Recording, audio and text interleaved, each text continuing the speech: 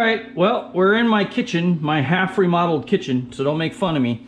We're doing new countertops and floors, but we're in the kitchen because this is the only place I got a electric oven. Sounds like there's parts in here. It's like pieces moving around. In my Eagle Eye headlights, we're gonna make this all black, and then we're gonna rebuild. This is no longer gonna be an HID headlight. It's going to be an actual H13 bulb that has the high and low beam, and I'm going to take out the little metal piece in there, and I've already done it to the other headlight, and the projector seems to still put out the same amount of lumens that another car I have with projector headlights, so I think it'll be okay. I don't know. I mean, these headlights are only $200, well, only $200. Yeah, like only $200. $200 nowadays is still a fair amount of money, but I could just replace these for $100 per side, you know what I mean, and have this exact headlight. Even comes with bulbs. So these headlights are kind of trash. Somewhat, I'm going to try and revive them because, you know, this is the cheap Camaro, the cheap SS Camaro. So you could see at one time a bulb had popped out of here and actually burnt a whole groove down in here while the bulb was on, and I filled that with silicone so that at least there wouldn't be a big hole there. But I'm just going to get rid of the HIDs. The HIDs is, for me, has just caused a bunch of problems. I won't go on too long. I'll talk while this thing's in the oven. So I've got 230 degrees. Don't make fun of my really old oven either. It works. So I put the last one in here just like this. 230 degrees isn't really that hot. I gotta make sure it's not touching anything. Yeah, because those are actually on. Wonder, you know, could I just put this thing on like this? It's still kind of close. I'm trying to get it away from this top one. I don't really like it being so close to that. Last time, yeah, there we go. Yeah, I guess that'll work. So anyway, last time, it's hitting there, isn't it? I'm gonna push it back a little bit more. There we go. There we go. That's what I like. Yeah. Okay, so, God, that oven is dirty, huh? We should probably clean that one of these days. So I put it in last time for 13 minutes and it worked really well. So the next thing you're gonna need is a bunch of gloves. Because when 230 degrees isn't really that hot, but it's hot enough that it doesn't feel comfortable on your fingers. And so when I take it apart, I need a couple pry things. I probably could use something like this. I've been using this to remove the wallpaper. So anyway, when it comes out of the oven, I'll put it back on. Minutes is up. I'm gonna shut off the oven. We're gonna pull out, it's medium well done. I'm gonna pull out our headlight. I am going to start to pry this apart. No, it's nothing you can eat. My German Shepherds love to eat.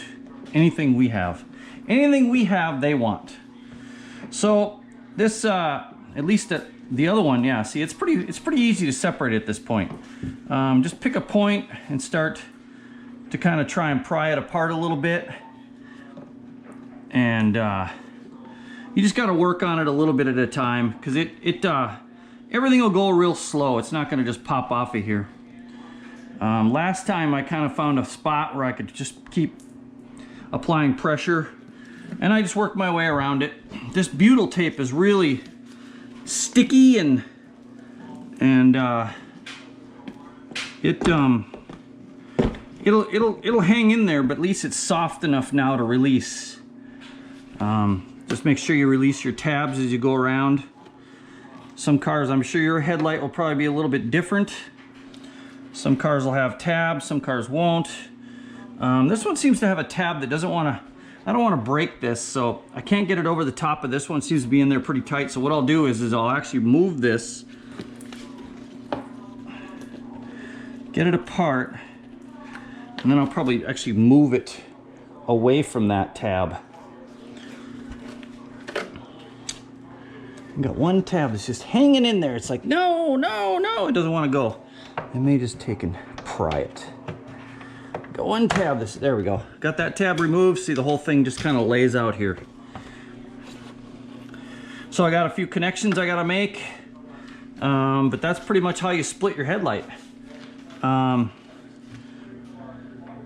Disconnect. This is for the halo, and then, oh, interesting.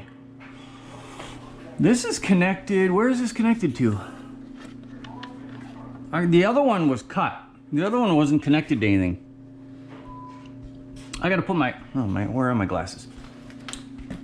I think, where's this connected to?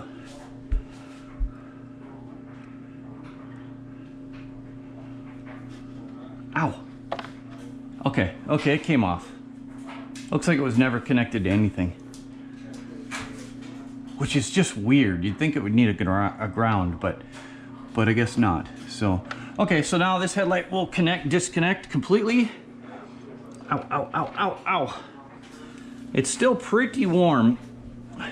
Once you get it disconnected, I would just let it sit here and cool. Because anything you do, now I got some nice sticky gloves. Anything you do, I'm gonna bring it down here a little bit more. Anything you do at this point, things are soft, you know what I mean? I mean, these tabs move real easily. This might even, just let it cool. Just let it sit here and cool. You've done your job. Basically, you've got it to separate, and that's all you really need to do now at this point. I'm just gonna let everything cool before I work on it. Got a bunch of stringies here. And then we gotta take this section out, and we'll start painting or start coloring it. And then all this needs to be addressed as well, which may or may not apply to you, but we take this projector off and we remove this metal motor and its wiring. We don't need any of that. And so, but we won't touch the reflector because I still want people to be able to see my turn signal. So I'm not gonna tint that at all. I'm just gonna leave it alone. It's behind a grill anyway for the Camaro. I believe the grill kind of goes like this or something like that. So anyway, it's enough. All right, so I'm just gonna take these screws out of here. Sitting here watching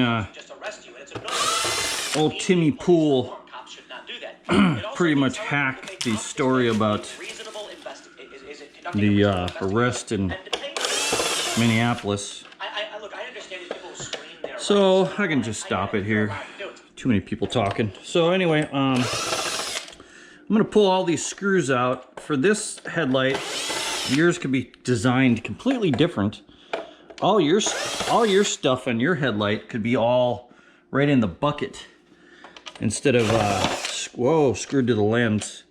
Whew, thank God I went like that instead of into the lens. So I guess I should be more careful what I'm doing. Nah, screw that. All right, so this will come out. This is my halo. And I've got a mask all the way around here because I'm gonna black this out. And then I gotta black all this out. And like I said before, I could have just painted this, but I ended up buying some blackout paint that's meant for taillights.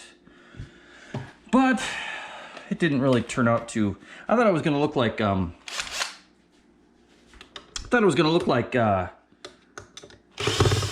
like black chrome, but it didn't really work out that way. So this is what I did to the other.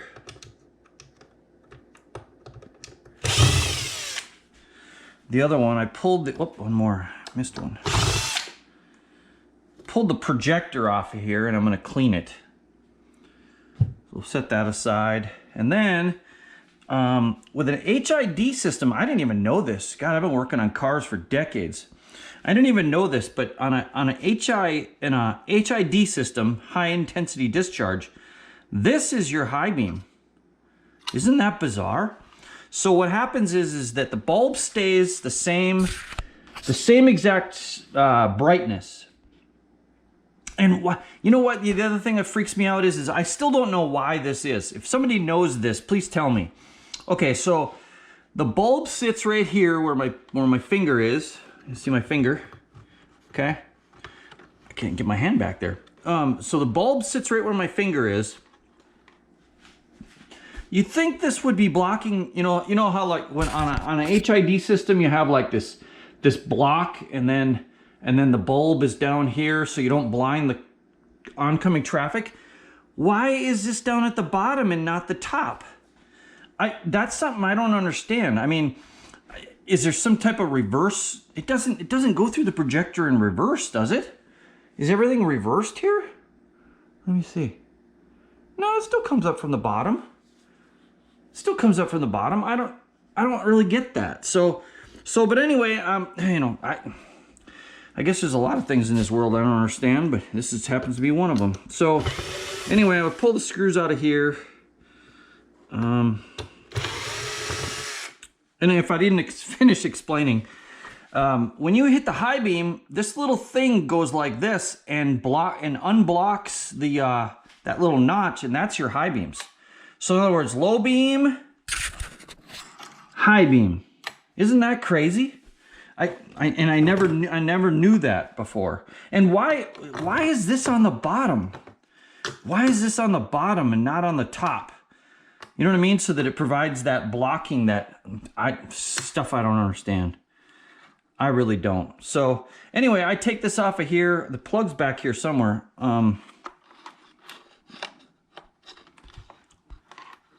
And what I do is I put my bulb in here, and my bulb goes low beam, high beam, instead of needing this motor. So, because I'm putting the factory bulb back in it. I'm gonna unplug it from here.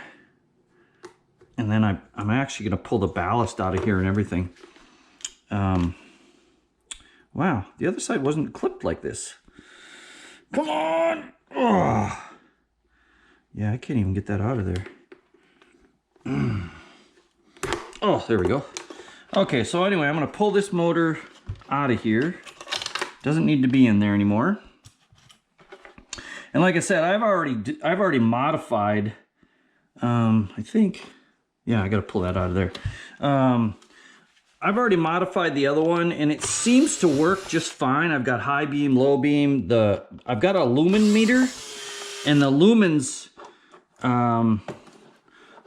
seem to match what another car I have with projector headlights. They seem to match the lumen output. So I'm okay with. Don't want to. Oh man, I did kind of scratch that. Yeah, and I'm also kind of amazed. This isn't really all that reflective. Like the back here is really chrome, but this is all kind of dull. It's kind of surprising actually.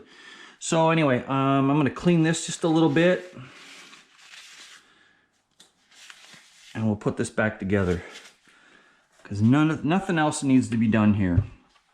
This will plug back into my halo. And well, actually, no, I need to drill this out, don't I? I'm going to leave this out while I drill this out. I need to drill this hole just a little bit bigger to fix my H13s.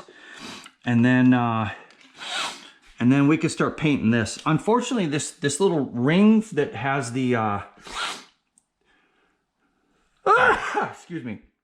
Has the halo, it does not come off. It's glued in there. So I've got to mask this off. And then I need to... cut it and all that stuff, and mask, you know, get the mask just right, and then I'll start spraying. All right, so those two things need to be sprayed. After I drill the hole, I can put the projector back on, and let's get to it. Now in a paint room, or at least what I use for a paint room, it's not exactly what I'd call a paint booth. It's just an area where I can just paint.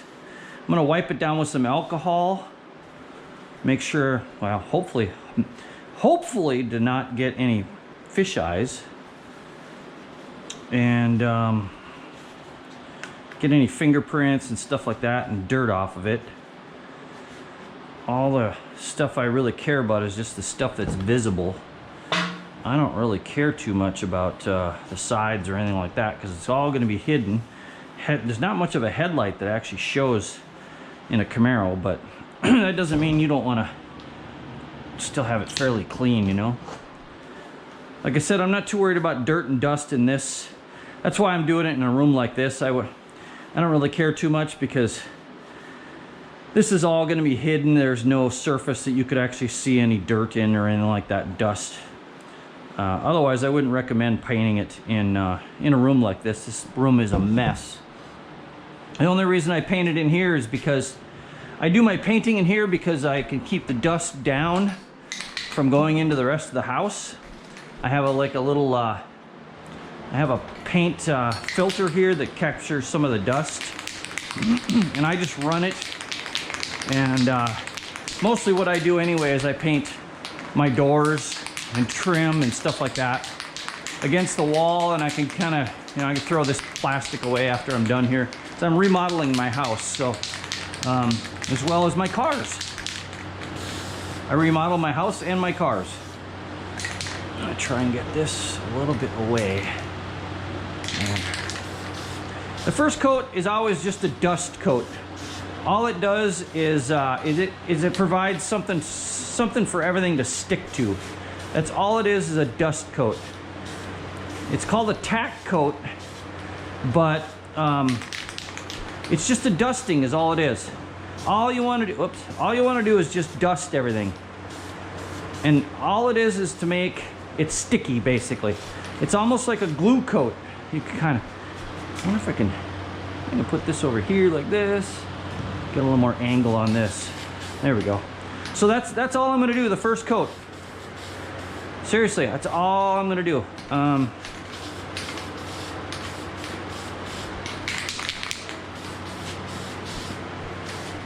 actually going a little bit more than I usually do, but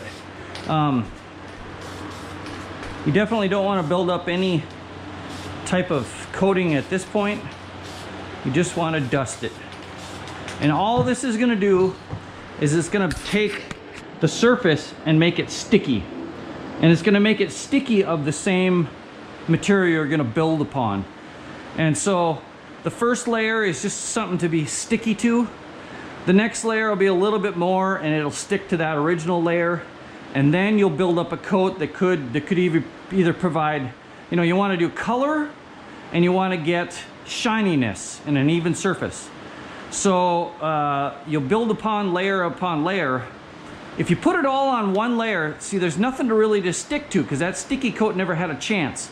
And the weight of the coats, if you put on one heavy coat, I'm just going to use this as my substrate surface. Substrate can be, your plastic lens. So if you have one heavy coat sitting on here and there's nothing to stick to with your dust coat, it'll just run off. It's too heavy, it's too thick, and it doesn't have a chance to stack up, so it'll run on you, okay? But if you build up a little tiny tack coat and a layer on top of that and a little thicker layer on top of that, it kind of builds and sticks together. So that's why you want to just dust it. And I'll come back later. I'm gonna let that tack up a little bit. This stuff dries really, really fast. Yeah, it's tacky right now, but I want it to dry just a little bit more than that. So just gonna let this tack up, then I'll come back, I'll give it another coat. I'll be back in 2. All right, we're back for the second kind of coat. Like I said, the first coat was just a dusting. This is gonna be somewhat similar, although a little bit heavier. Like I said, this is taillight or whatever lens coating to, this is what I'm using. However, I could have just bought black paint, but what I wanted to do was kind of a black chrome kind of effect where the chrome was sticking through, but that is not really the effect I'm getting out of this thing. So, but whatever, it doesn't matter. I just want it to be darked out. I don't want it chrome anymore. I want the black effect. The black effect, if you buy the Headlight with these lenses kind of blacked out, is a little bit more money. I think about like 40 bucks or something like that. And so I'm kind of going heavier than I should. I'm just gonna chill right now. I feel like I'm getting a little bit too much on there. I'm gonna do 1/3 coat and it'll be all blacked out. Like I said, I could have probably just bought black paint. I don't know. This stuff doesn't, I don't know, maybe over a taillight this will look okay. I don't know. I don't like blacked out taillights though, because if somebody rear ends me because I didn't like red taillights. It's kind of stupid, but I already have a problem with people driving too close to the back of my cars as it is. I don't really want them to miss my taillights. So, but anyway, I think that's gonna look cool. We'll let that tack up for a little bit longer, and then I'll come in and I'll do a heavy third coat, and then that should do it. And so we'll be back in 2 again. Oh, third coat, number 3, final coat. Looks like I gotta get some more in there.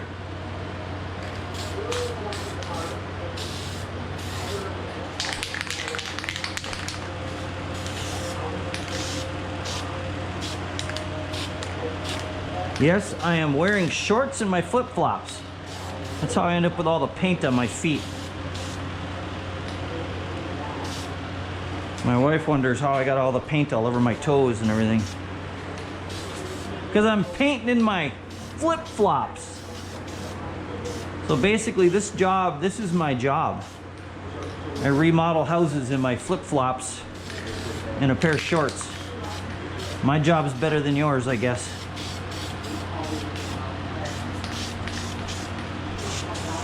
Because I can do whatever I want, when I want. Well, at least right now. The pay isn't very good though. So anyway, I got a third coat on there. I think I got pretty good coverage on everything. I don't think I need to do too much more. Just gonna dust a little more down in here. It's always amazing how, oh yeah, it's really light right here. The last one I did too, I thought I got it all done, and then I had to go back and redo it all. I didn't have to redo it, but I had to go dust some more paint in there because a bunch of it looked really thin. And so, and I don't really remember what's going to be visible. I think just this face. I don't think any of these corners are going to be visible at all. I'll do them anyway. I only bought this paint just for this, so that looks pretty ugly. Up close, that looks pretty ugly. Oh, you know what? I'm going to do, not very happy with that. Probably because I couldn't get to it because of this thing here.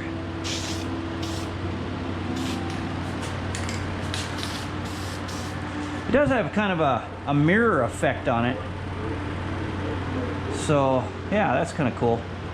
All right, we'll let all that dry, and then we'll put it back together when it's dry, when it's fully cured, which will probably be tomorrow actually. All right, I'll see you later. Bye. All right, I'm back. We're putting the headlight back together. You saw me take it apart. You saw me tint the, well, let's just zoom down in here. You saw me black out this part here and around the ring. You saw me take the lens off. I've now wet sanded and buffed. Oops. And these are ready to come off anyway. I've now wet sanded and buffed this whole lens. And so now I'm calling this rebuilt. So this is what I do to put it back together. It's pretty much the reverse. You could take it apart and then just reverse what you did. You could put it back in the oven, warm up the butyl tape. You could set the lens on top just loosely, or even put some clamps if you have room in the oven. Put some clamps and then just let the heat, 230 degrees, just let it sink back down. I'm sorry, I'm holding on to this camera. It's kind of weird here. I'm trying not to cover the microphone like I did one time. You could let the heat up the butyl tape again, and just let the clamps kind of pull it down, and it would go right back into the spot. The only problem I have with that is that sometimes the butyl tape will tear and leave a little bit of a hole where moisture could get in, water could get in. So what I do is I silicone it. I don't heat it back up at all. I just run silicone around it. You can see some of the silicone kind of bunched into here. That could be a problem for some people if you can see it. But in this scenario where my headlight's covered up like this, I can't see any of this silicone, so I'm not worried about it. So I put a bunch of silicone in the groove, and then I use some pretty strong clamps. even though they keep slipping off. These clamps are 99 cents at, why do I keep dropping that? And they got some pretty good strength. They're 99 cents at HF, if you know what that is. So anyway, I use this clamp over here, and these two clamps, and over time, the butyl just kind of like lets it in, and then the silicone kind of oozes out at the same time. And that way, if I have a gap, I don't have any problem. The silicone fills it. So I don't think I'm going to have any problem with leaks on this. So this headlight's done. I let it dry overnight, let the silicone dry overnight. And so that's just my method of resealing these headlights. And I don't think I'll have any problems. Now, I see a little bit of a gap here. I might just go ahead and silicone that just to be sure. Maybe even some other spots around here. Maybe this spot right here. I'll just grab a silicone gun. And as you can see, you might want to, some of your headlights you might want to stick in the oven. You could see this isn't quite clipped in. For my application, I don't think it's going to have any problem. Like I said, I'm just going to make sure, I'm going to go around it with silicone. Just make sure it's sealed up. This is kind of a trashed headlight bucket anyway. So I'm not worried about putting my best foot forward on this one. Just as long as it's sealed. I'm not going to drive this car in the rain anyway. Somebody down the line, if I ever sell it, might, but I'll do the best I can. These are headlights that are cheap. I'm doing my best to save them, and so I'm not too worried about what's going to happen. But if you're real anal retentive, you might want to heat up your butyl. You could try using a heat gun. The problem I have with a heat gun is it's so hard to tell where it gets too hot. But this is plenty good for me. Let me get rid of the gum here. It's probably not good to be chewing gum on video, huh? So anyway, let me go around this thing, just fill in any little tiny gaps with some extra silicone now that it's dried overnight.